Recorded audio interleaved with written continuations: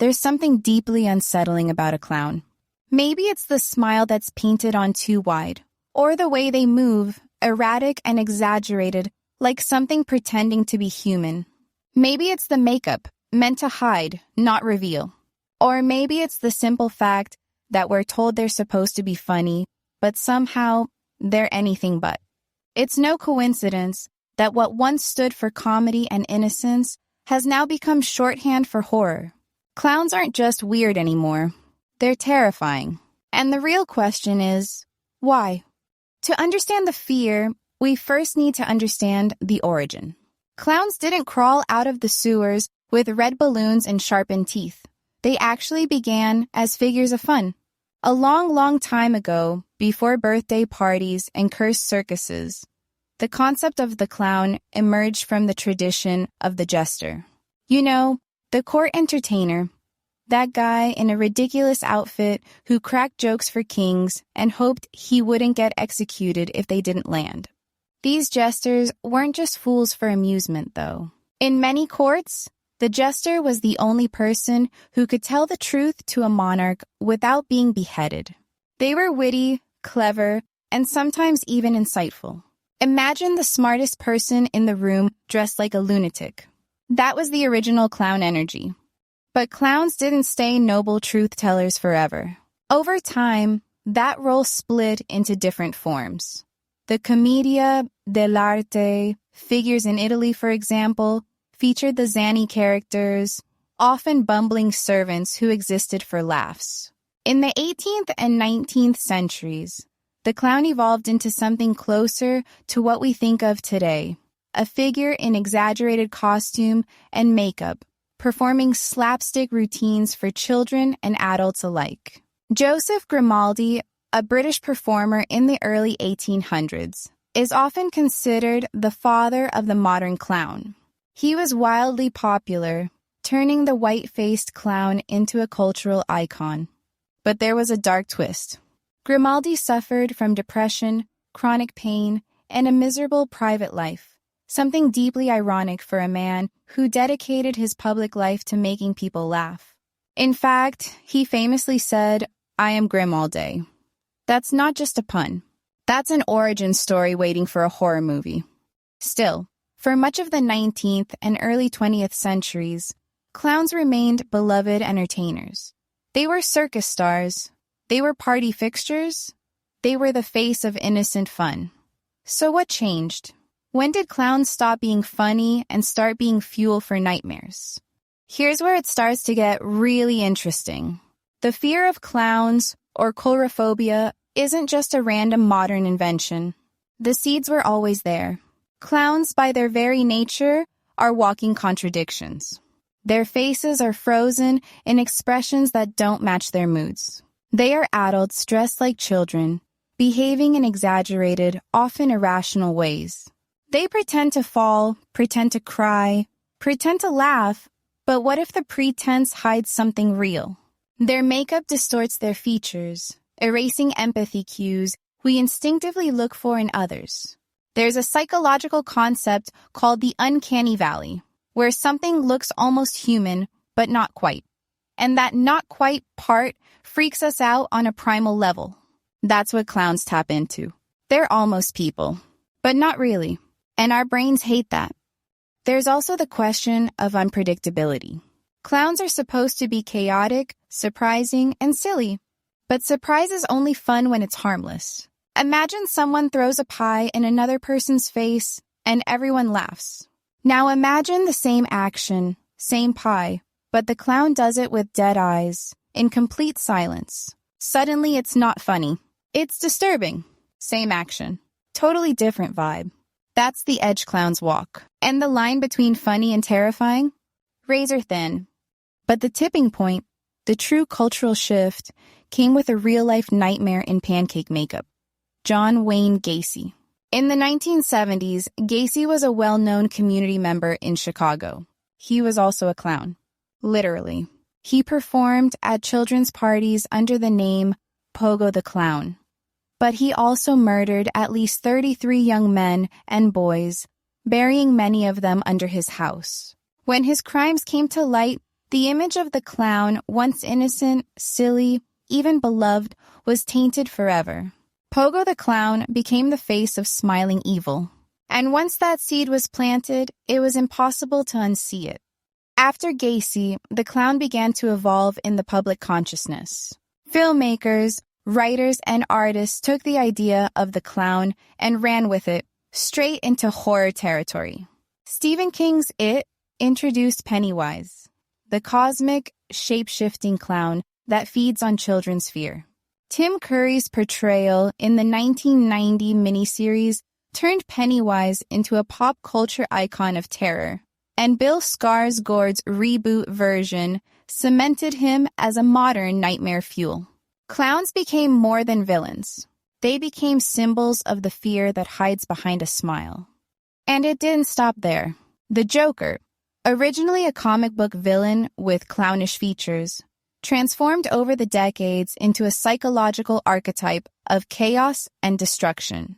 From Heath Ledger's Oscar-winning portrayal to Joaquin Phoenix's haunting descent into madness, the clown became a metaphor for everything broken in society. He doesn't just want to make you laugh. He wants to remind you that everything is a joke, including your safety, your sanity, and your sense of reality. By the late 20th century, clowns were no longer just a Halloween costume or a party entertainer. They had become a full-blown horror archetype. Films, TV shows, and novels leaned into the twisted image of the clown as a predator hiding behind a mask of glee. The shift was dramatic and culturally sticky.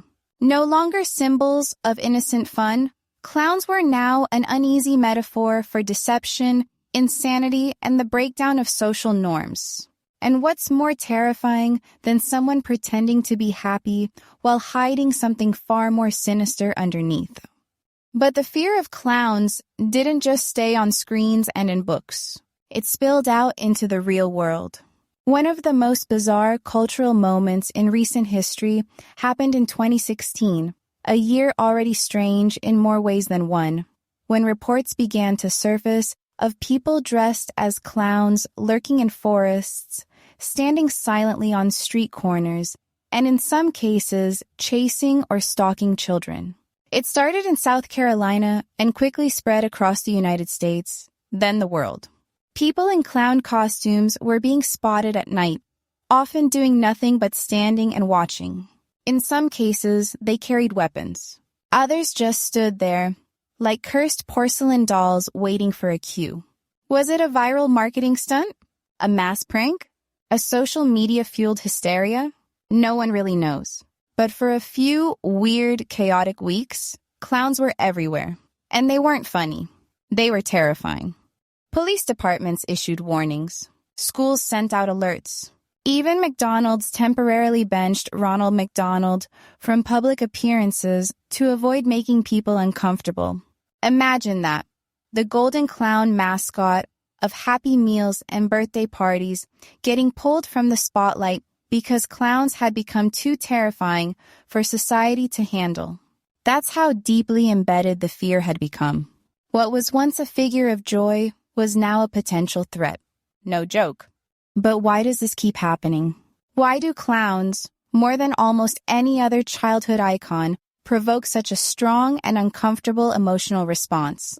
The answer lies somewhere between psychology and primal instinct. One reason clowns unnerve us is their unpredictability. Humans are pattern-seeking creatures. We like to anticipate behaviors, read facial expressions, and understand intentions. Clowns disrupt that. Their makeup hides the emotional cues we use to gauge others. A painted-on smile might mask anger. A fake tear might conceal joy. The disconnect between what we see and what we intuit creates psychological dissonance, and that's deeply unsettling. We don't trust them, even if we don't understand why. There's also the matter of exaggerated features. Big red noses, wild hair, overdrawn mouths, these are all distortions of the human face. At a distance, a clown registers as person-like, but up close, the distortion becomes impossible to ignore. It's like a glitch in the Matrix. Your brain is screaming, Something's off, even if you can't explain it logically. That's the uncanny valley at work again. And clowns are a prime resident.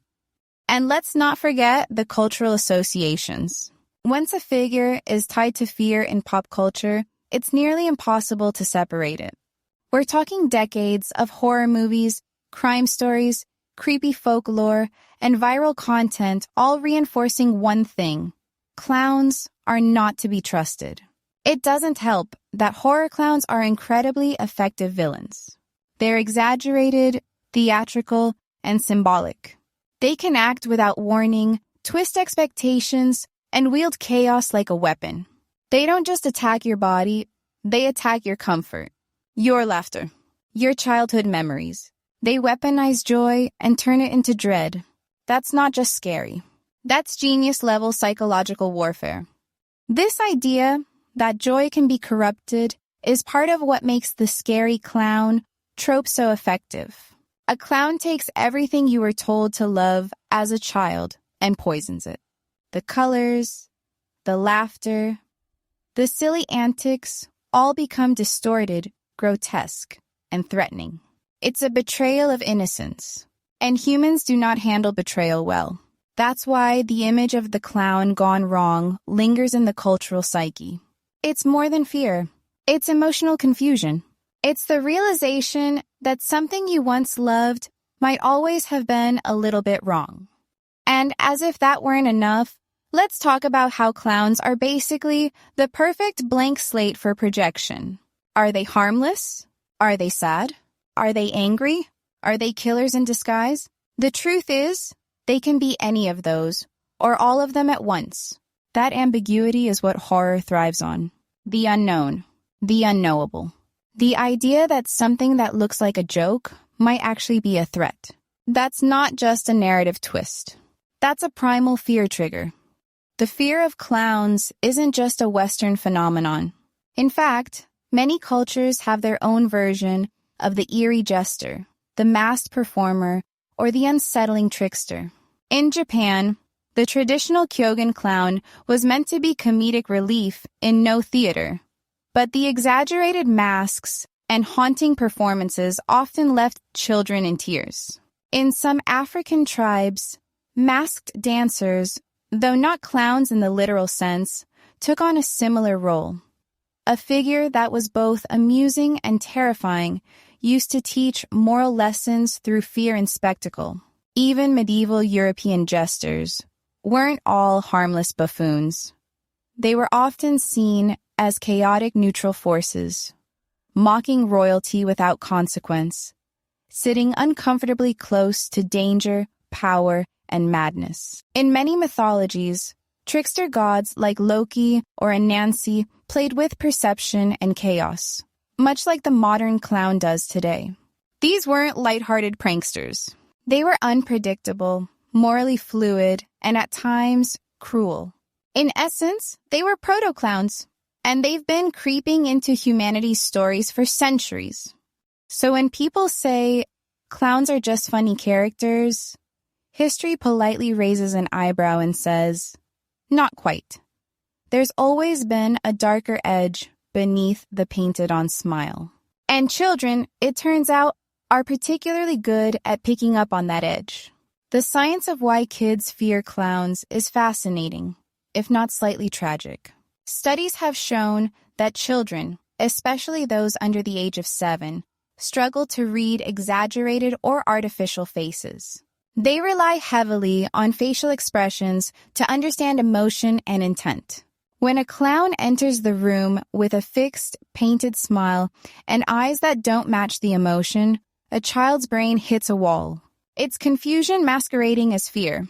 They don't understand what the clown is feeling, and that uncertainty quickly transforms into distress. Add in the loud noises, chaotic gestures, and strange costumes, and it's sensory overload. One 2008 study from the University of Sheffield found that not a single child in their focus group liked clowns. In fact, most of them described clowns as scary or weird. Think about that. Not one. Clowns, despite their role as entertainers, were outright rejected by their target audience. It's like if Santa Claus started showing up at malls and every kid ran screaming. Clearly, something is deeply broken in the clown-child dynamic. And yet, the entertainment industry hasn't let up. If anything, it's leaned harder into the horror. Clowns have become pop culture's go-to nightmare fuel. There's the iconic Pennywise from Stephen King's It, a cosmic being that takes the form of a clown to lure children to their doom. There's the Joker, whose makeup, laughter, and unpredictability have made him one of the most enduring villains in all of fiction. There's Twisty from American Horror Story, Captain Spaulding from Rob Zombie's films, Art the Clown from Terrifier, and the list goes on. Each one builds on the idea that clowns aren't just creepy, they're dangerous. They're chaos wrapped in a balloon animal. The genius of modern media is how it exploits the clown's duality. Clowns are inherently contradictory. They smile while causing fear, entertain while creating discomfort, and walk the line between absurdity and menace. They're shapeshifters, literally and metaphorically, which makes them a perfect canvas for horror. Directors, writers, and artists have tapped into this tension with terrifying results. What makes it more chilling is that many of these characters aren't monsters hiding behind a clown mask. They are clowns. It's not a disguise. It's their identity. They don't become something evil. They already are. The internet, of course, has taken this to a whole new level. From creepy clown TikToks to Reddit horror stories, clowns have found a digital afterlife. Entire ARGs, alternate reality games, have centered around unsettling clown characters. YouTube channels pop up with nothing but clown makeup tutorials that end in jump scares. Even pranks have gotten darker, with viral videos showing clowns chasing people with chainsaws or appearing in parking garages at 3 a.m.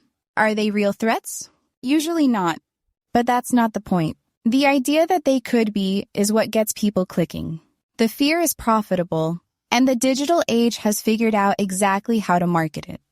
So, why do we keep returning to clowns, despite how many people are uncomfortable around them, or maybe because of it? There's something about the clown that makes it a perfect horror icon. It's not just the makeup or the forced laughter or the uncanny movement. It's the symbolism. Clowns represent disorder. They are intrusions into structured space. Chaos in a human form.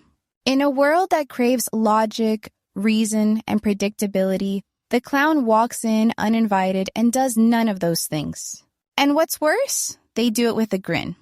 In psychology, this is tied closely to what's called the uncanny valley, that strange sense of discomfort when something appears almost human, but not quite. Clowns, with their exaggerated features and synthetic smiles, fall right into that zone. They're supposed to be safe, friendly, whimsical. But our brains know something is off. Their expressions are frozen, their gestures unnatural, and their behavior unpredictable. And nothing triggers fear faster than unpredictability combined with false cheer. But beyond the biology and behavior, clowns tap into something deeper. They're often used in horror not because they're scary on the surface, but because they embody contrast. The contradiction between joy and fear, between innocence and danger. Think about it. A creature designed to entertain children has become one of the most effective tools for inducing adult nightmares. That reversal is powerful. It's a narrative inversion. Something we thought was harmless reveals its true, monstrous core, and that shakes us. In fiction and film, clowns often act as a mirror to the worst in humanity. They mock order, question sanity, and peel back the polite face of society to reveal something darker. The Joker isn't just a villain. He's a critique of civilization's mask of normalcy. Pennywise isn't just a monster. He's the embodiment of collective childhood trauma, feeding off fear itself. These aren't just scary clowns. They're avatars of everything we try to suppress. And then there's the reality check. Some of the fear comes from real life. The case of John Wayne Gacy, a man who performed as Pogo the Clown, at children's parties while secretly being a serial killer, burned a permanent association into the public consciousness. Suddenly, the idea that a clown could be hiding something sinister wasn't fiction. It was fact. The paint didn't hide innocence. It masked evil. But even without real-world horrors, our relationship with clowns has shifted. We're no longer in the golden age of circus charm. The spectacle of clowns juggling, tumbling, and honking horns has faded from mainstream entertainment. In its place is a shadow, a legacy of unease that modern media loves to tap into. And the internet, with its limitless appetite for creepypasta, urban legends, and viral scare culture, has given clowns a second life. One where they're no longer just characters, but icons of discomfort. So maybe the real question isn't, why are clowns so terrifying? Maybe it's, why do we need clowns to be terrifying? Because in a world that feels increasingly chaotic, clowns give us a figure to project that chaos onto. They're unpredictable, exaggerated, and impossible to fully understand, just like the world itself. They're the horror we can name, laugh at, and run from. Even if we know deep down they'll always be waiting around the corner, just past the flickering streetlight, balloon in hand. And maybe that's what makes them so effective. They're not monsters in the traditional sense. They don't hide under beds or crawl through vents. They don't need to. They walk among us in plain sight, and they smile.